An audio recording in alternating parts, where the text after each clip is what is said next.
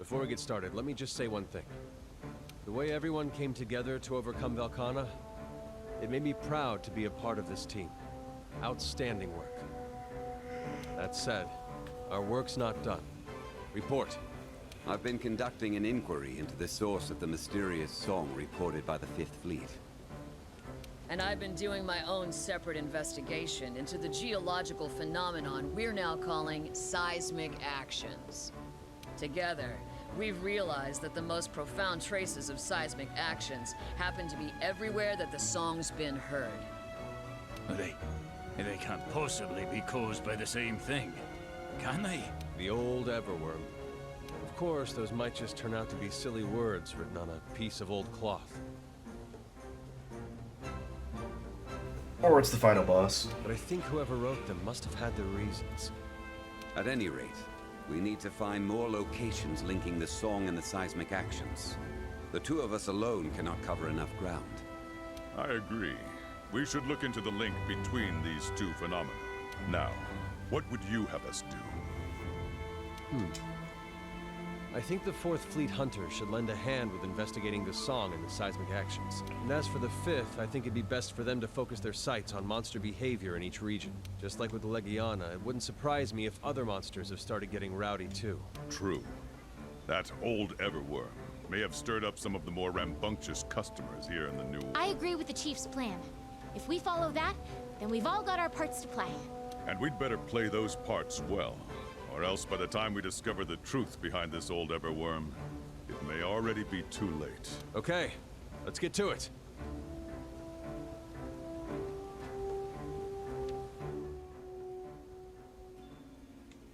Let's get to the bottom of this mystery.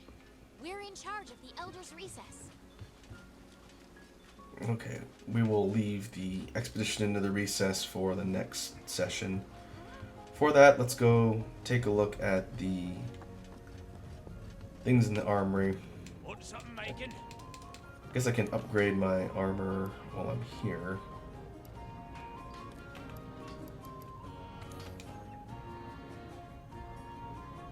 I did not get Elder Dragon Bones. Pretty sure that's what that purple icon is. Let's see. Helmet.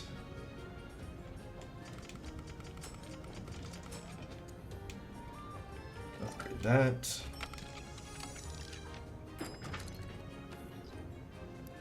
Let's do the whole Glavinus set while we're here.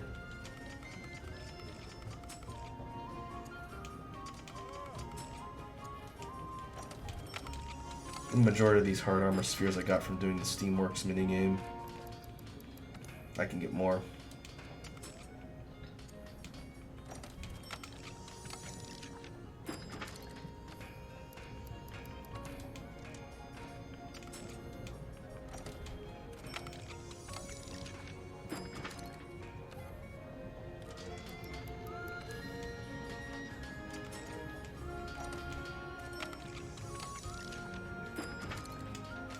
Okay, armor's topped out. 761 defense.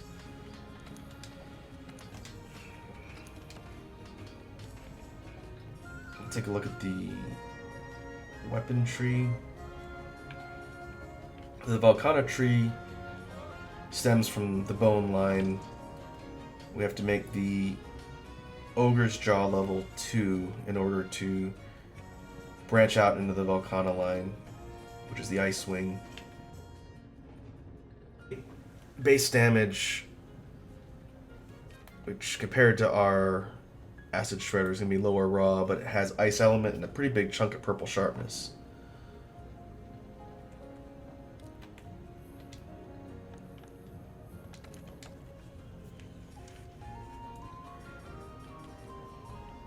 We've unlocked the Damascus set. This is Elder Dragon bits and miscellaneous other things. This is a pretty useful set. I used parts of this for my Gun Lancer build in the other game.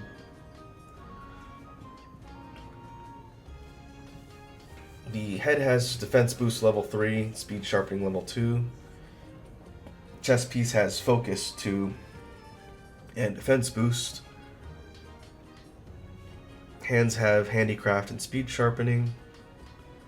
The waist has focus and guard. And the legs have defense boost and guard.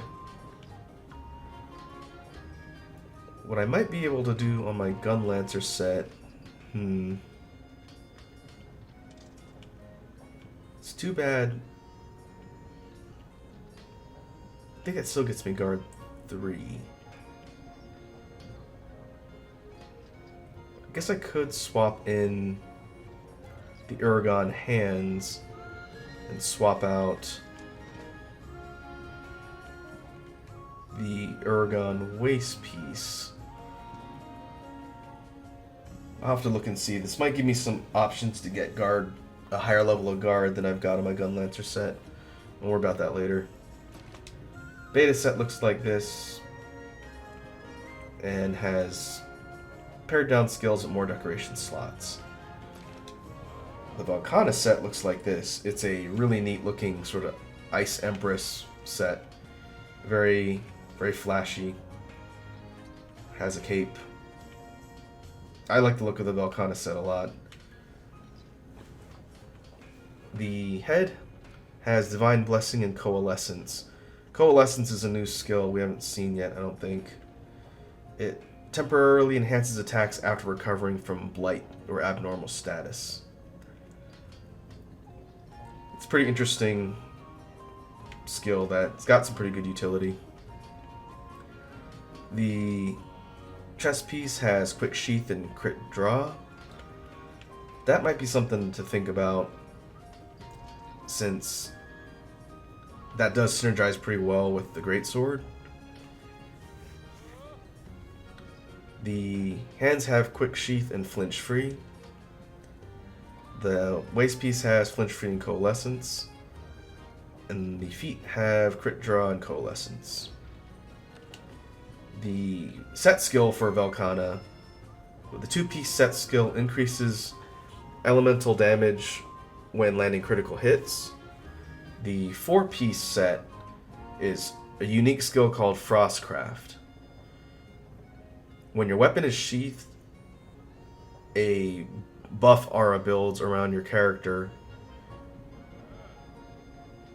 and when you do a draw attack, it improves the damage on your draw attack, and each subsequent undrawn attack that you've got depletes the aura. And from what I've seen, I have to do some research as to whether or not I want to do this on this particular build. Because a lot of the Greatsword's hits and attacks are draw attacks, I believe Frostcraft plus Crit Draw makes it so that your draw attacks do a lot of damage. I did see some pretty interesting builds that people had done with the Greatsword using Frostcraft. So that's one thing to think about. The Valkana beta set is a little bit different. Still keeping with the whole Ice Empress theme, but different shape of the dress and has a different type of cape. Overall, still a really neat look. I'm hoping the Master Rank armor sets get added as layered armor at some point. They'd be worth crafting to be able to wear around.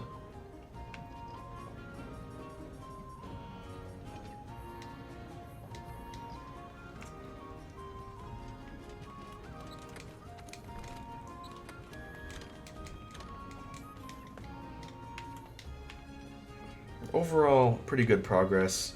I didn't think I'd make it all the way through the Valkana fight, especially not on my first try. But we are proceeding through the story. Maybe a couple more major sections to go before we hit the quote-unquote final boss. What I will do is, between now and the next recording session, I'll take a look at the gear I've got and make a decision on how I want to build. If I end up building that Valkana set, I can do that off camera, since doing that in multiplayer might make it easier. I will also take a look at optimizing my Gun Lancer set, and maybe next time when we start up, I can kick off the session with a tutorial on the hunting horn. That would be interesting. I think that'll do it for this session. I will see you guys next time. Hello, and welcome back to another recording session for Monster Hunter World Iceborne. Piggybacking off of the last recording session, which was only a couple days ago, I'd like to jump back into our quest progression with Elta here. We recently completed the quest to take out Velkhana, and now our next task involves going on an expedition to the Elder's Recess. And I haven't got a chance to play the game since the last recording session, so we'll go ahead and jump straight in and continue. I'll double check my inventory and we'll go ahead and hit the expedition. The recess. I suppose it'd be good to take along some cool drinks.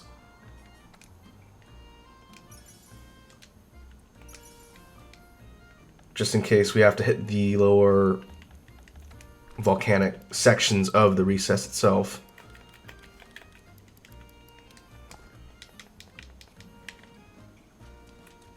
Depending on what the game asks us to do for the next quest progression, I will think about whether or not I want to switch weapons and mix things up a little bit, because in the last session I did spend a chunk of time going through the gun lance mechanics, but I didn't actually take it out. I will think about that based on what the game asks us to do first.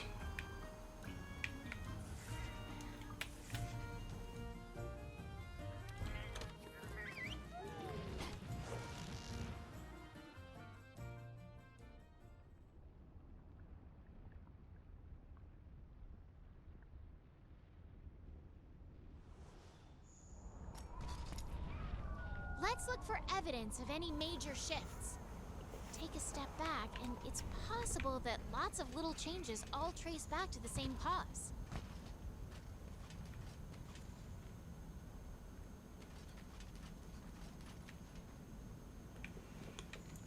Okay. Looks like our task is to just look around. Before we get started, I'm going to check something with the recording setup real quick.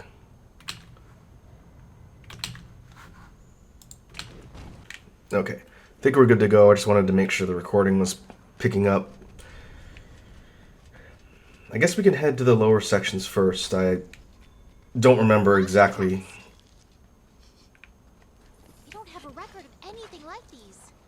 Well, I guess we're looking for tracks then.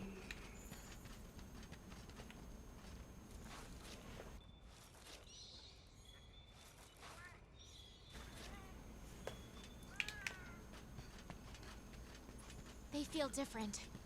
Almost scary. Oh, that's The right. ripples can sometimes come together to form a giant wave. That's what all this feels like. I remember what we're supposed to do next. We're picking up old misfired scales. If we remember back to our adventures in High Rank, misfired scales are the trademark track materials for one particularly aggressive exploding pinecone monster.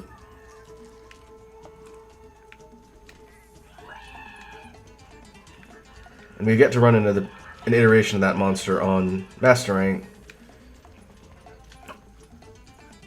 Well, that should be interesting.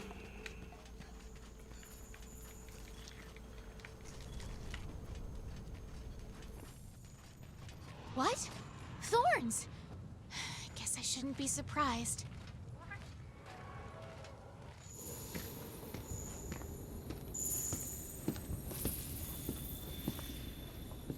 Yo. Hey, it's the Admiral. Nergigante thorns.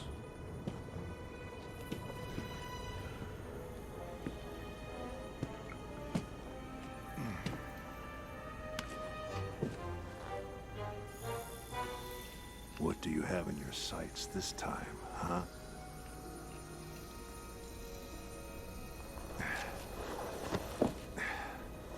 business is about to pick up.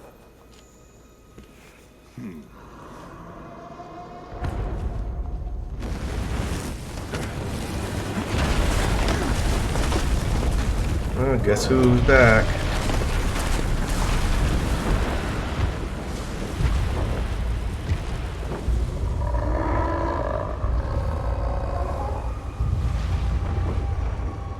There's something odd about this one.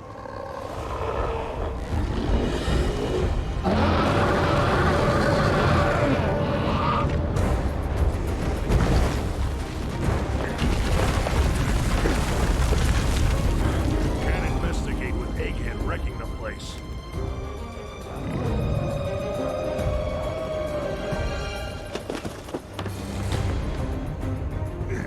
Have fun. I'll leave this one to you. We'll rendezvous later. Okay.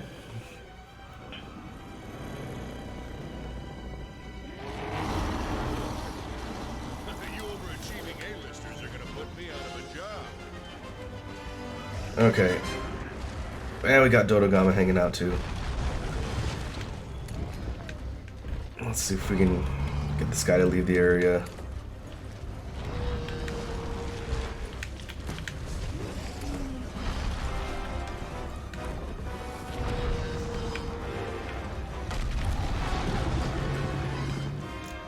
Now the target here, as shown in the cutscene, is Seething Basilgeuse.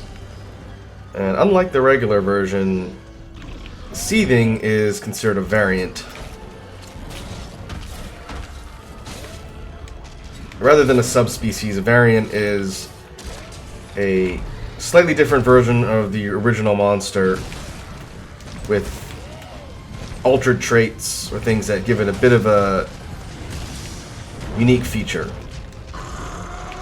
And Seething, as noted by the sort of blue coloring on some of its scales, is different from regular Basil in a couple different ways. First, at least in the time that I've fought it, it seems like Seething stays on the ground a little bit more often. It tends to not fly around quite as much as regular Basil. But when it begins to go into its regular heat-up mode, Seething, instead of just glowing orange, will start turning this white-hot purple. And a lot of folks in the community have referred to that as going nuclear. And when it gets in that state, its scales will detonate faster. But it also changes the way it chooses to sort of scatter some of those scales around.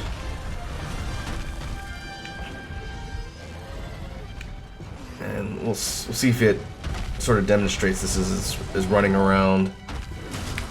It still will attempt to bulldoze you and ignite the different mines it lays around the field. That sort of lunging tackle that Seething Basil's doing here can also help scatter its scales around. In addition to them just dropping off, it'll sort of spray them in a ring around it. And they'll usually explode a couple seconds after they hit the ground.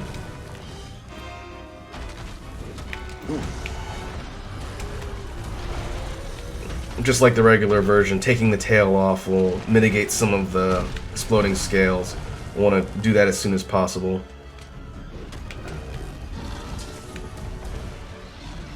Let's see, if we can get a tenderize on the tail, it might make it easier.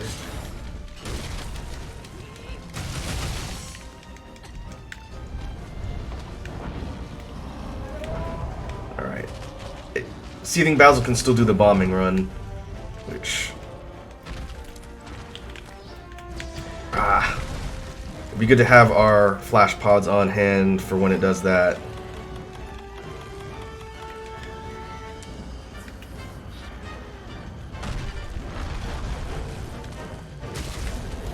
Got some good damage on the tail after the last wall splat. If I can get a couple more hits, that should be a Saber.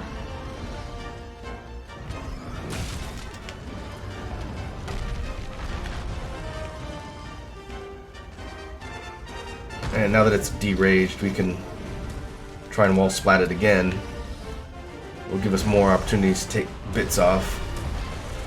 Or go for mount, that works too.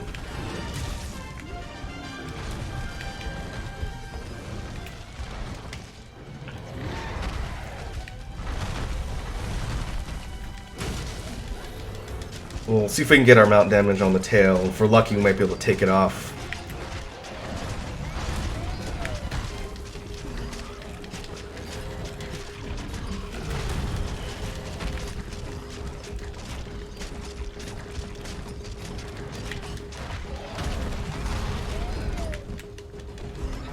Let's see. Is me enough? No, not quite.